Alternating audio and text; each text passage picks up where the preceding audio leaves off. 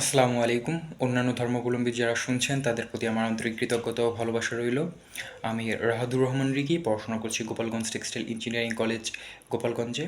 তো আজকে ৭ থেকে ৮টি বিশ্ববিদ্যালয়ের ভর্তি সংক্রান্ত বিভিন্ন আপডেট রয়েছে, তো সেগুলো নিয়ে কথাবার্তা বলার চেষ্টা করব। তো প্রথমে আসছি কৃষি গুচ্ছ ভর্তি পরীক্ষা নিয়ে। সমন্বিত ৯টি কৃষি বিশ্ববিদ্যালয় নিয়ে কৃষি গুচ্ছ ভর্তি পরীক্ষার যে আপডেটটি রয়েছে সেটি হচ্ছে আজকে কৃষিগুচ্ছের আবেদনের ডেট শেষ হয়ে যাচ্ছে এবং তোমাদের কৃষিগুচ্ছের ভর্তি পরীক্ষা অনুষ্ঠিত হবে 12 এপ্রিল।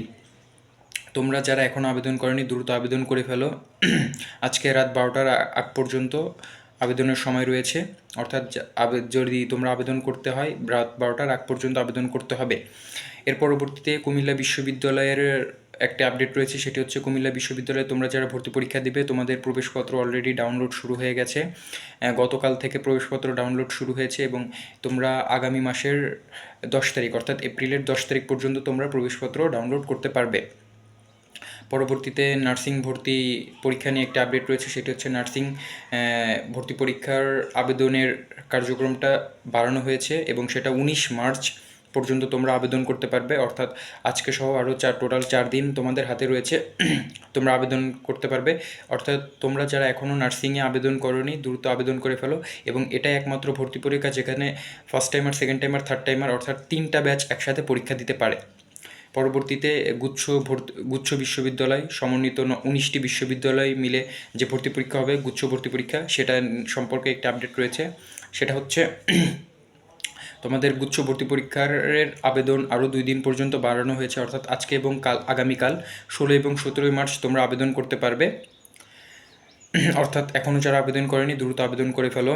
পরবর্তীতে জাতীয় বিশ্ববিদ্যালয়ের সম্পর্কে একটা আপডেট রয়েছে, সেটি হচ্ছে তোমাদের জাতীয় বিশ্ববিদ্যালয়ের আবেদন কার্যক্রম এখনও চলছে এবং সেটা 20 মার্চ পর্যন্ত চলবে। তোমরা যারা এখনও আবেদন করনি দ্রুত আবেদন করে ফেলো।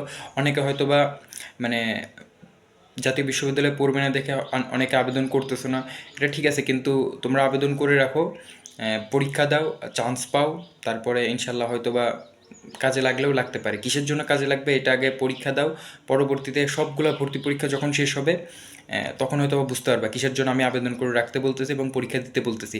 বিশেষ করে এটা সবার জন্য না, এটা বলতেছি যারা অ্যাভারেজ বা বিলো অ্যাভারেজ স্টুডেন্ট তাদের জন্য, ঠিক আছে?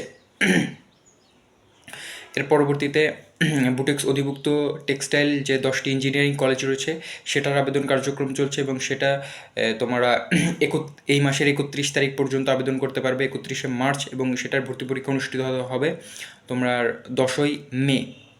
এর পরবর্তীতে শাহজালাল বিজ্ঞান ও প্রযুক্তি বিশ্ববিদ্যালয় অধিভুক্ত সিলেট ইঞ্জিনিয়ারিং কলেজের আবেদন কার্যক্রম আজকে থেকে শুরু হয়েছে এবং এটা চলবে তোমার 5ই মে পর্যন্ত তোমরা আবেদন করতে পারবে, মে মাসের 5 তারিখ, এবং এটার ভর্তি পরীক্ষা অনুষ্ঠিত হবে 15ই মে।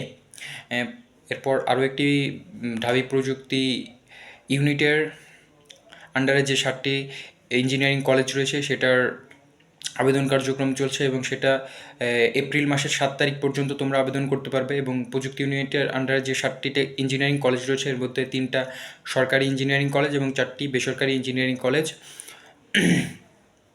এবং তোমাদের ঢাবি প্রযুক্তি ইউনিটের আন্ডারে তোমাদের যে ভর্তি পরীক্ষা হবে সেটা হবে তোমাদের 17ই মে। 17ই মেতে তোমাদের ভর্তি পরীক্ষা অনুষ্ঠিত হবে।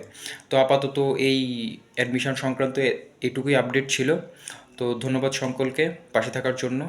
আসসালামু আলাইকুম। এবং অন্যান্য ধর্মাবলম্বী যারা এতক্ষণ শুনছিলেন তাদের প্রতি আমার আন্তরিক কৃতজ্ঞতা ও ভালোবাসা রইল।